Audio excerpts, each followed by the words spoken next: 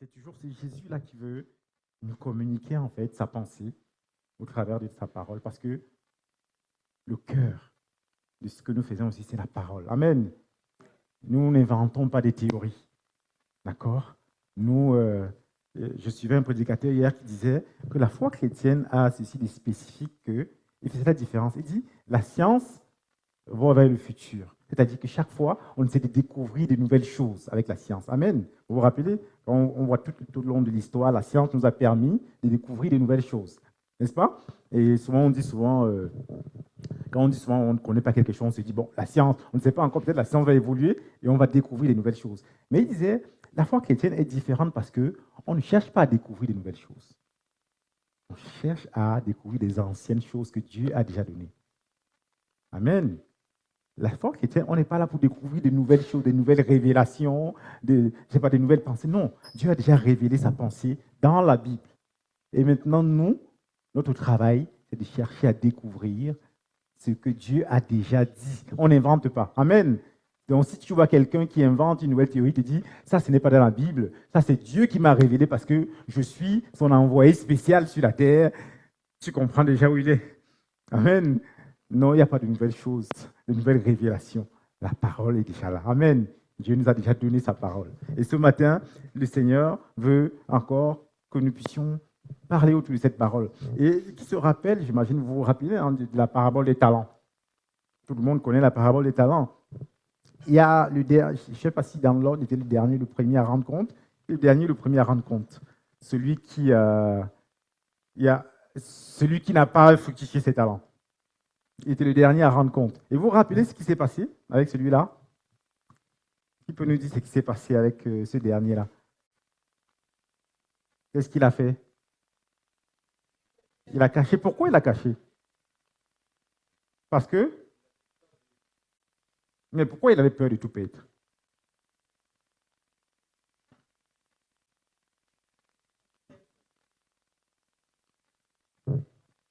Voilà. Au verset 24, il dit, son serviteur répondit, au verset 24, il dit, Maître, je te connaissais. Il dit, je te connais. Ça, c'est lui, sa connaissance à lui du maître. Ce n'est pas ce que le maître lui a dit de lui. D'accord? Il dit, je te connaissais comme un homme dur. Tu moissonnes ou tu n'as pas semé. Tu récoltes ou tu n'as pas planté. Ça, c'est la connaissance qu'il avait du maître. Et qu'est-ce qui s'est passé? Cette connaissance l'a conduit à agir d'une certaine manière. Donc, ça veut dire que si sa connaissance était bonne, il devait bien agir. Mais là, on se rend compte que sa connaissance était erronée. Et ça l'a conduit à agir comme il a agi. Et à porter le fruit qu'il a eu à porter. Donc, on réalise que la connaissance qu'on peut avoir de notre Père est fondamentale, en fait. Est capitale. Parce que si elle est mauvaise, elle va te conduire à agir d'une manière qui ne correspond pas à ce que le Père cherche. Et on voit je sais pas, dans chacune de nos familles, la connaissance qu'on avait de nos parents, de nos pères, ont influé en fait. Moi, chez moi, par exemple, je savais que quand mon père, quand il rentrait à la maison, on avait sur un tournant là, donc de loin. Dès qu'on voyait son pied, il avait encore beaucoup de mètres à faire avant d'arriver à la maison. Donc du coup, si on était en train de voir la télévision, si on était en train de, je sais pas, de faire un des autres, tout s'est réorganisé dans la maison en quelques secondes. Quand il entre, il trouve des petits seins. Il trouve des personnes qui sont là, on dirait, qui sont des anges. Alors que quelques secondes, c'était le bazar. Donc ça, c'était lié à la connaissance qu'on avait de lui. Amen. Et ce matin, à travers les paroles que Jésus veut nous donner, nous allons découvrir qu'il ne cherche pas juste à nous faire changer d'attitude, en fait. Le but, ce n'est pas premièrement de nous faire changer d'attitude et de caractère, mais il veut surtout nous faire connaître le Père. Il veut nous faire connaître qui on sert, en fait. Pourquoi on est là? Avec qui on est en relation? Et il nous révèle que dans chaque acte, dans chaque détail de notre quotidien, le Père, il veut s'impliquer, il veut être présent, il veut faire des choses avec nous. Et dans tout le passage, c'est dans Matthieu 6 qu'on va voir. On va voir sur 2 ans, parce qu'on peut voir sous plusieurs angles. Mais ce matin, on va s'arrêter à voir ce que Jésus veut nous dire sur deux angles du Père. Et on va lire dans Matthieu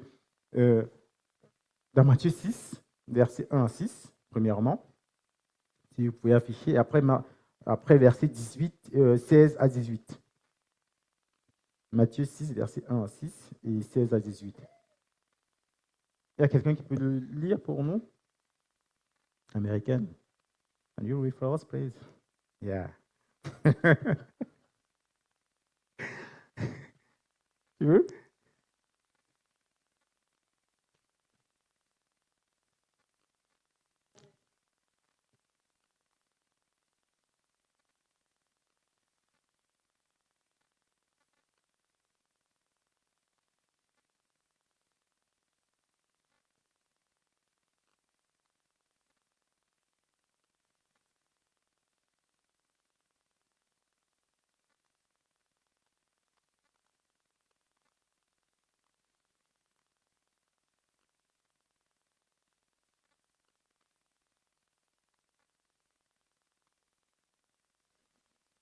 Oui, il va continuer.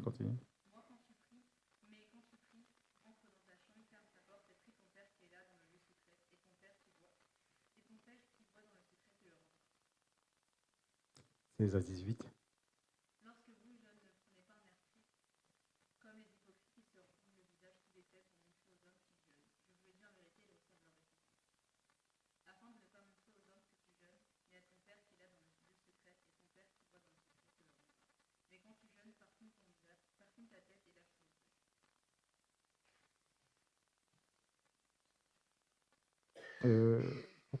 Pourquoi 18 est inversé avec 17? C'est bizarre.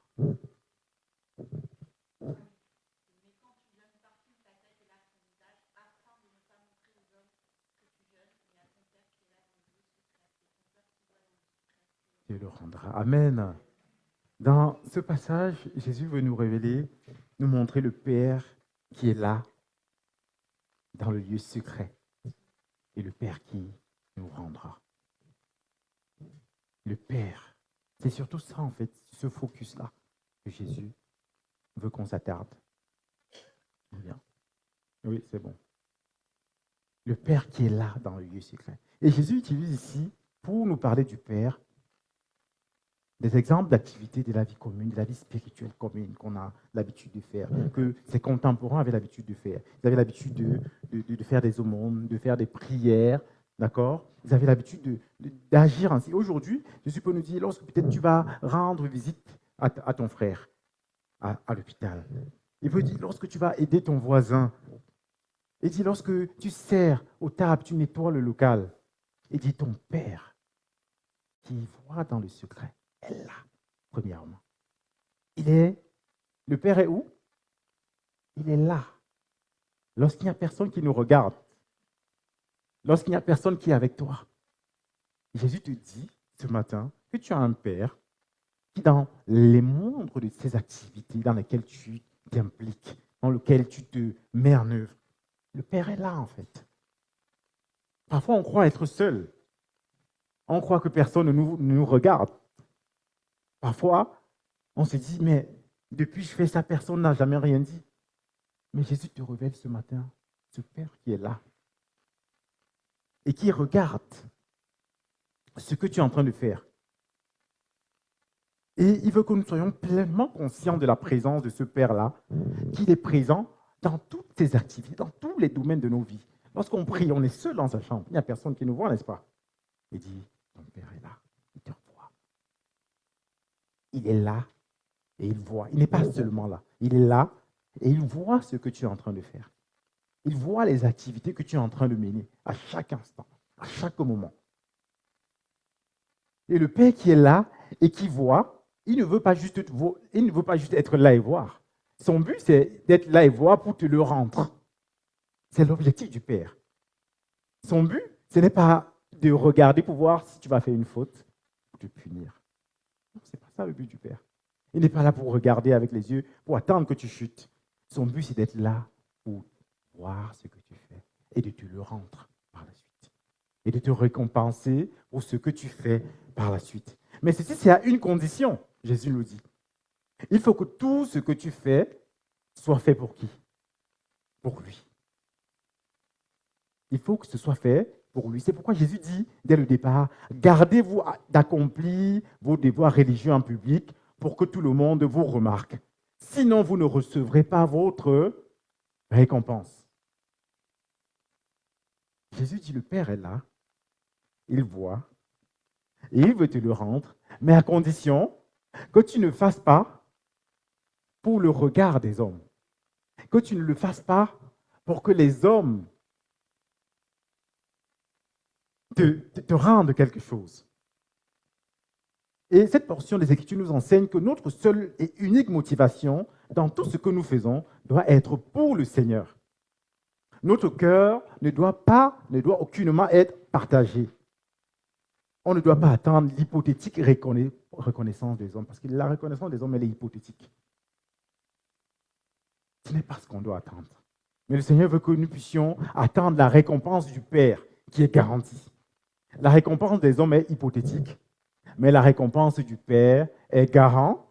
Et c'est celle-là que le Seigneur veut que nous puissions attendre. Lorsque nous sommes en train d'agir, lorsque nous sommes en train de faire ce que nous avons à faire dans la vie de chaque jour. Et quand j'étais étudiant, il y a une dame, j'ai déjà raconté ça ici, qui m'a marqué. Un jour, j'arrive chez elle le soir, elle était déjà peut-être fatiguée et tout, mais elle a voulu me servir.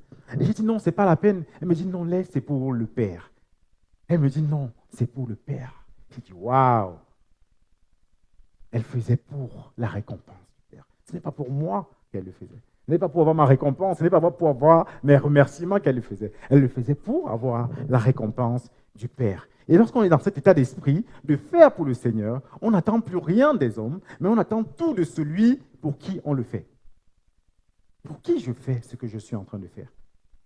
À partir du moment où dans mon cœur, je trouve une attente vis-à-vis des hommes, je suis en train de dire à Dieu, Seigneur, en fait, ce n'est pas ta récompense ma priorité.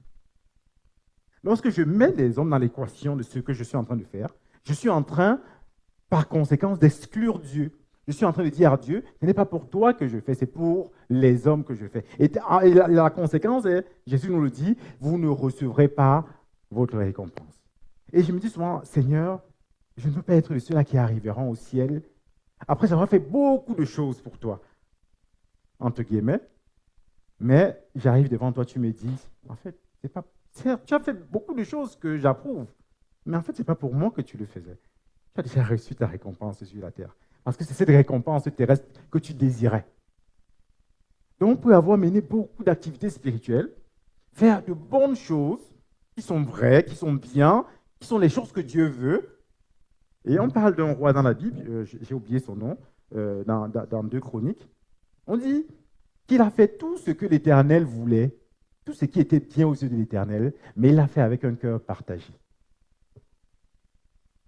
Donc, il a fait la volonté de Dieu, mais il l'a fait avec un cœur partagé. Donc, on peut faire la volonté de Dieu, on peut faire les bonnes choses aux yeux de Dieu, mais on peut aussi les faire avec un cœur partagé. Donc, il ne suffit pas juste de faire ce qui est bien. Ça ne suffit pas, en fait. Il faut maintenant que ton cœur le fasse pour Dieu.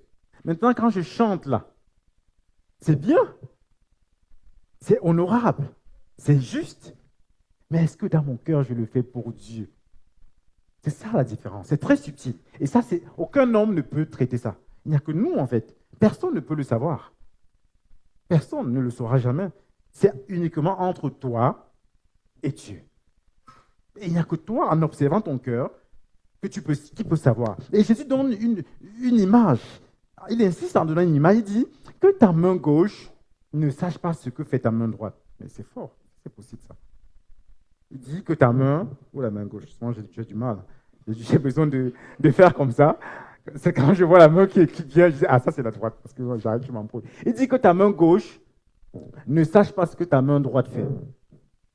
C'est bien sûr une exagération, d'accord? Parce que c'est pas possible. Je ne peux pas... hein? Non, c'est une exagération pour nous montrer combien ce fait-là est important de faire. Il dit que ta main gauche qui fait pour... non, oui, que ta main droite qui fait pour Dieu, hein? que la main gauche ne sache pas ce que ta main droite fait pour Dieu. Donc, une façon de dire que les hommes ne soient pas impliqués dans ce que tu fais pour Dieu. Ne soient pas la cause dans ce que tu fais pour Dieu. Les hommes sauront, bien sûr. Ce n'est pas ça le problème. Il n'est pas en train de dire qu'il ne faut pas que les hommes sachent. Il est juste en train de dire qu'il faut que l'état de notre cœur ne doit pas impliquer l'équation humaine. Les hommes sauront forcément, d'accord? Mais il faut que dans notre cœur, l'homme, les humains, ce qui nous entoure, ne soit pas dans l'équation, dans ce que nous avons à faire pour Dieu. Amen. Et l'objectif de notre cœur doit toujours être, je le fais pour Dieu. Quand j'aide les gens, quand je prie, quand je jeûne. Aujourd'hui, il y a une mode qu'on voit beaucoup sur Internet, des gens qui déclarent leurs 10 jours de prière, de jeûne. Parfois, je me demande, quelles sont les motivations en fait? Est-ce que c'est pour qu'on les gens puissent les dire, waouh, ça c'est des gens spirituels, ça c'est, waouh, c'est... Non, je ne sais pas. Seuls eux le savent. Mais quand on met en avant nos exploits, nos activités spirituelles, veillons à ce que ce ne soit pas pour attirer le regard humain sur nous. Jésus nous dit, si on est dans ce cas, on a déjà reçu notre récompense. Il ne dit pas qu'on a péché. Il dit juste, vous avez déjà reçu votre récompense. N'attendez plus rien de Dieu. N'attendez plus rien de Dieu. Et c'est dommage, en fait, d'avoir travaillé sur la terre, d'avoir fait plein de choses et d'arriver devant Dieu en n'ayant rien, en fait.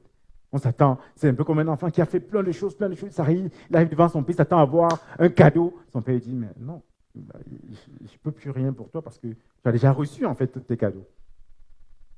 Amen. Et en réalité, chaque fois que l'on se plaint, qu'on ne nous a pas reconnus, qu'on ne nous a pas remerciés, qu'on ne nous a pas récompensés, après avoir posé un acte, on est en train d'ignorer le regard de Dieu. On est en train de dire, Seigneur, c'est vrai, je veux ta récompense, mais je veux d'abord la récompense des humains. Je veux d'abord faire pour les humains. Mais Jésus nous parle ce matin d'un Père qui voit dans le secret et qui veut nous récompenser. Donc cette compréhension du Père qui voit, Jésus est en train de nous dire, vu que ton Père voit, ne recherche plus en fait le regard des humains. Vu que ton Père est là pendant que tu fais ce que tu es en train de faire, ne recherche plus l'approbation des humains parce que le Père, il est déjà là. Et il approuve déjà ce que tu fais. Il veut déjà te récompenser pour ce que tu fais. Donc, mets de côté l'équation des humains. Donc, pour terminer ce point, le Seigneur veut que nous conduire dans tout ce qu'on fait, à ne pas le faire pour la reconnaissance des hommes, à ne pas rechercher la reconnaissance des hommes, à ne pas s'offusquer lorsque la reconnaissance des hommes est absente. Elle peut venir. Le Seigneur n'interdit pas la reconnaissance. Amen. Il l'encourage même. Mais nous, dans notre cœur, toi qui es en activité, il te dit, ne t'offusque pas si elle n'est pas là. Pourquoi? Parce que le Père est là. Parce que le Père est déjà ta récompense. Parce que le Père voit ce que tu fais. Parce que le Père te le rendra certainement. Ce n'est pas hypothétique, c'est sûr, c'est garanti. Et Jésus nous demande, recherchons ce qui est garanti au lieu de chercher ce qui est hypothétique. Recherche ce qui est garanti au lieu de chercher ce qui est hypothétique. Donc ça, c'est la première révélation que le Seigneur nous donne du Père qui est là. Souvent, on dit des choses à Dieu. Seigneur, nous t'aimons, Seigneur, tu es bon et tout. Mais il nous montre la relation qu'il y a entre notre connaissance de Dieu et la manière dont on fait les choses. Vu que je connais le Père qui est là, ça doit avoir un impact sur la manière dont je fais tout ce que j'ai à faire. Amen. Il ne suffit pas juste de le connaître, mais il faut que cette connaissance-là aussi nous transforme. Là, le second temps que Jésus nous donne ce matin, c'est le Père qui sait ce qu'il nous faut et ce dont nous avons besoin. Le Père qui sait ce qu'il nous faut et ce dont nous avons besoin. Tu peux afficher Matthieu 6, versets 7 à 8.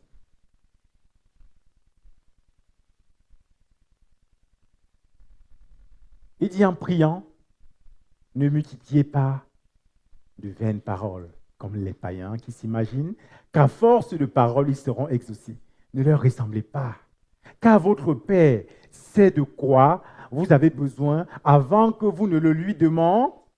Il dit, votre Père, pendant que tu pries, tu te lèves pour prier. Il dit, votre Père sait de quoi vous avez besoin, afin que vous ne lui demandez. Premièrement, ici, Jésus nous enseigne, Jésus nous révèle le Père à travers deux situations. On va voir la première situation qui est la prière, et l'autre situation, c'est les inquiétudes légitimes de la vie. Donc, il nous enseigne que même dans notre manière de prier, même notre manière de prier doit être affectée par la connaissance que j'ai du Père. Il nous parle ici de quelqu'un qui prie, mais qui ne connaît pas le Père.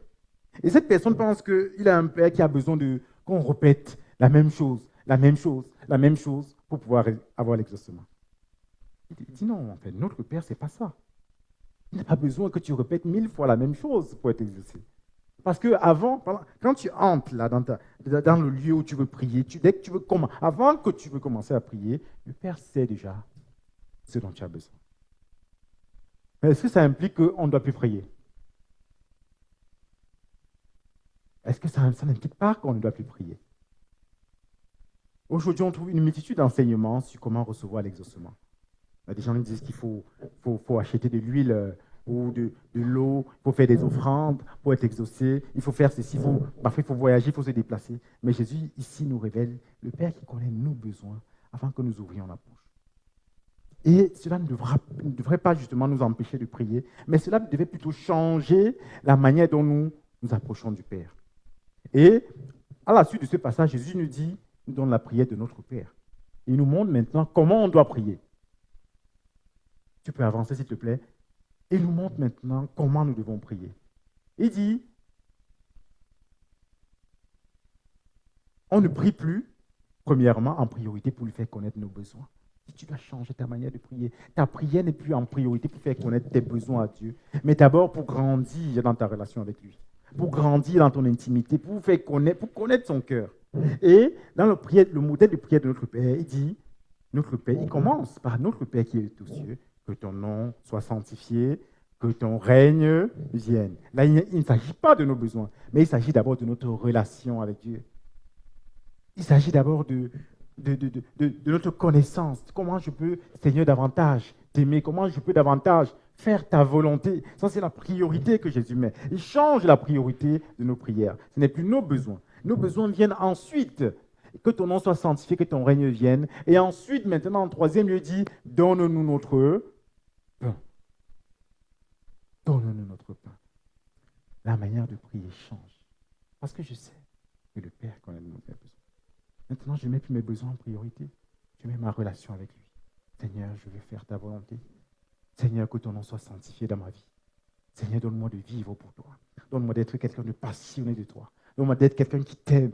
Donne-moi d'être quelqu'un qui veut davantage grandir avec toi. Donne-moi d'être quelqu'un qui veut davantage te connaître sous tous les rapports possibles. Donne-moi d'être quelqu'un qui va étudier la Bible.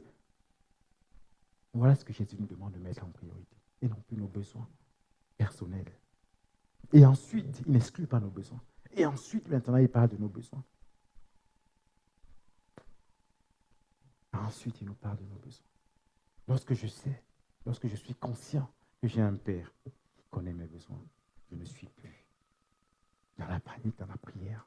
Je n'ai plus besoin de répéter 1001 fois. Non, je me connecte avec lui, je lui parle et je lui exprime ensuite nos besoins. La deuxième manière dont Jésus encore nous montre le Père, c'est dans les versets suivants, au verset 25 à 34, s'il te plaît, tu peux afficher.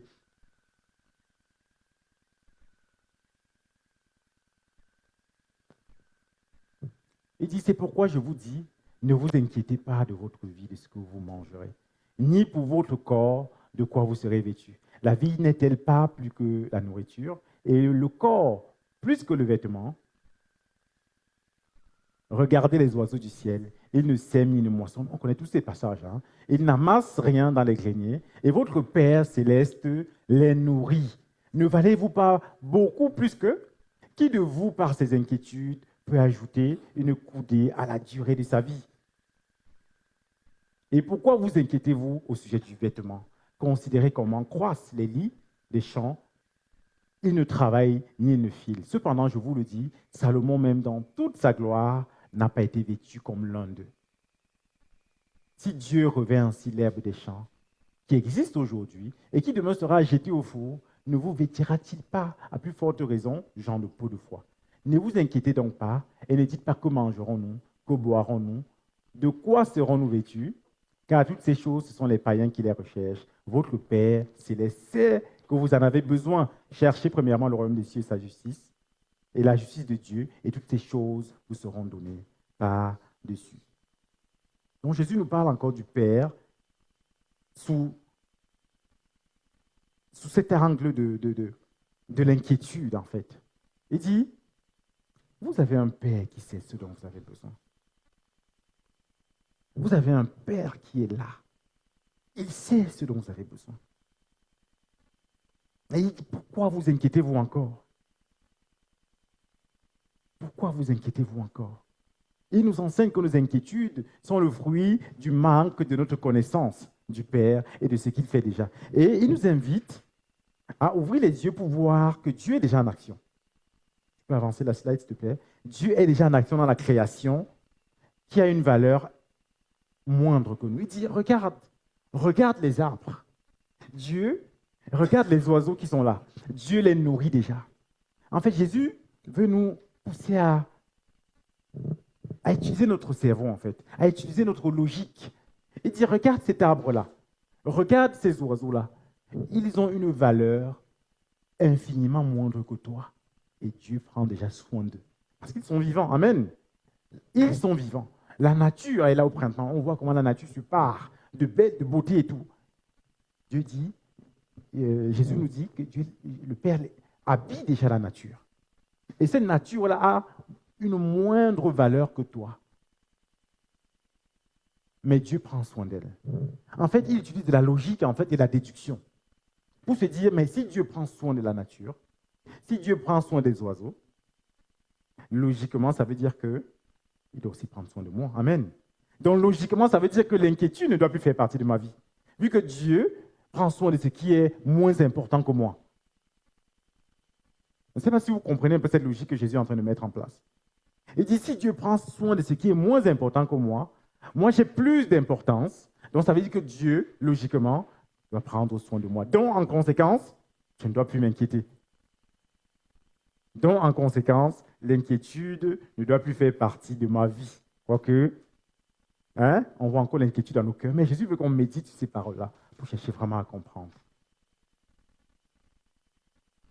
Pour chercher vraiment à comprendre. Ce qui dit, ce que nous ne devons plus faire, que mangerons-nous, que boirons-nous. Ce n'est pas dans le sens où, qu'est-ce qu'on va manger aujourd'hui, maman? C'est pas là. On peut se poser cette question, n'est-ce pas? Non, ce n'est pas dans ce sens. C'est dans le sens, je ne sais pas. Non, c'est dans un état de panique. Non, c'est dans cet état-là que Jésus dit, on ne doit pas être, en fait. Il dit, ne vous inquiétez donc point. Ne dites pas que mangerons-nous, que boirons-nous, de quoi serons-nous vêtus. Car toutes ces choses, ce sont les païens qui les recherchent. Avec inquiétude, votre Père céleste sait de quoi vous avez besoin. Et ce que nous devons maintenant faire, il nous dit, faites plutôt ceci. Recherchez, soyez préoccupés par la volonté de Dieu, par le royaume de Dieu et sa justice. Et toutes ces choses seront données par-dessus tout. Recherchez ce que Dieu veut. Recherchez à connaître la volonté de Dieu, la pensée de Dieu, les désirs de Dieu. Mettez ça en priorité dans vos cœurs. Et lui, Dieu, lui, il prend soin de vous. C'est en contrepartie. Et Dieu prend soin de vous. Voilà 2 angles que Jésus nous montre ce matin par rapport au Père. Ça ne doit pas juste être des choses que nous confessons de la bouche, mais ça doit être des choses qui transforment nos vies. Parce que s'il n'y a pas une conséquence transformative en nous, ça veut dire qu'on n'a pas saisi en fait cela. Et parfois, nous les chrétiens, avec le temps, on a l'habitude de confesser des choses, de chanter des chants, de dire plein de choses. Mais lorsqu'il faut maintenant vivre, c'est autre chose. C'est pourquoi Jésus dit, pour terminer, dans Matthieu 15, verset 8, il dit, ce peuple me nord des lèvres, mais son cœur est éloigné de moi. C'est-à-dire que ce peuple dit, Dieu prend soin de nous. Ce peuple dit, Dieu est là avec moi, mais il fait les choses pour les hommes. C'est ça qu'il est en train de dire, en fait. Il m'honore des lèvres. Il confesse des choses, mais le cœur est éloigné. Pourquoi? Parce que lorsqu'il faut maintenant vivre ces choses-là, il ne les vit pas, en fait. Le dimanche, on dit des choses. On dit, Dieu est avec moi. Le Seigneur est ma sécurité. Le Seigneur est mon abri. Mais lorsqu'on nous attaque, les humains, nous font des choses. On dit non, on va d'abord laisser la foi là. Je vais lui montrer que je suis quelqu'un. On a confessé, mais après on réagit par nous-mêmes. On laisse notre chair réagir. Et c'est ça que Jésus dit. Que ce peuple m'honore des lèvres. Ce peuple m'honore des lèvres. Mais son cœur est éloigné de moi. Ne soyons pas de ce peuple-là. Qui dit Seigneur, je suis là. Je fais pour toi, Seigneur. Mais lorsque il n'y a pas le retour des hommes, il est frustré. Il s'arrête et dit je ne fais plus. Vu que personne ne reconnaît ce que je fais dans cette église, je préfère arrêter. Vu que cette sœur trouve que je fais mal ce que je fais, j'arrête. Non, mais ce n'est pas pour elle que tu le faisais.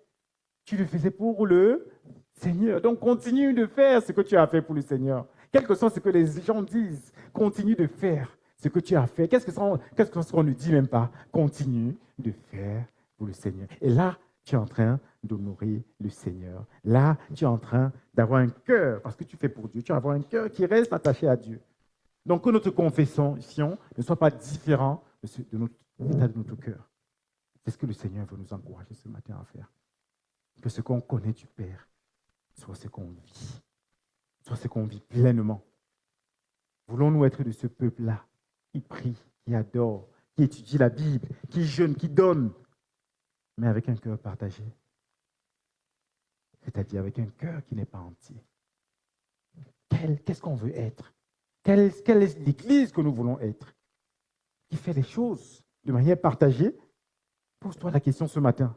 Depuis que je marche avec le Seigneur, qu'est-ce qui a motivé tout ce que j'ai eu à faire? Examine ton cœur. Est-ce que mes prières, mes dons, mes activités, ma présence à l'église, est-ce qu'à un moment, j'ai commencé à le faire pour les hommes? Bon, pour les jeunes, je comprends que souvent, vous avez besoin d'être poussé par les parents. Mais à un moment, il faut que ça shift, il faut que ça change. Au début, c'est les parents qui poussent. On le fait pour les parents. Mais à un moment, ça ne doit plus être pour les parents.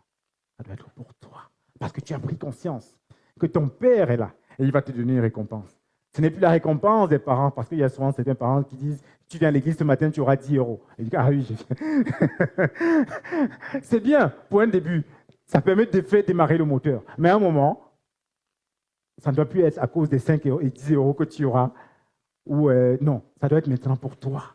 Parce que ton Père qui est là, il te voit, il sait ce dont tu as besoin et il te le rendra. Parce que tu auras fait pour lui. Amen. Parce que tu auras fait pour lui. Et c'est seulement pour Dieu que mon cœur doit faire tout ce que j'ai à faire. Partout où je suis, à l'église, à la maison, ça doit être Dieu. Ma motivation doit être Dieu. Je le fais pour le Seigneur. Je vis pour le Seigneur. Je veux tout faire. Ce n'est pas simple. C'est pourquoi on va prier ce matin. Amen. C'est pourquoi on va prier ce matin. Et dit, Seigneur, aide-nous. Parce que nos cœurs ont tendance à vouloir recevoir l'approbation des hommes. Mais ce matin, nous voulons changer de voie. Ce matin, nous voulons prendre une autre direction. Il est possible dès aujourd'hui de changer de cap, de prendre un nouveau départ avec Dieu et t'engager à tout faire pour lui et de n'attendre qu'à sa récompense. On ne peut pas dire que la récompense des hommes, si elle vient, on ne la prend pas. On la prend avec joie. Amen. Mais la récompense qu'on attend, c'est celle de Dieu. Amen. Est-ce qu'il y a des gens, est-ce qu'il y a des personnes qui veulent justement prendre ce nouveau chemin ce matin? On va se lever et si vous pouvez même vous approcher, on va prier ensemble.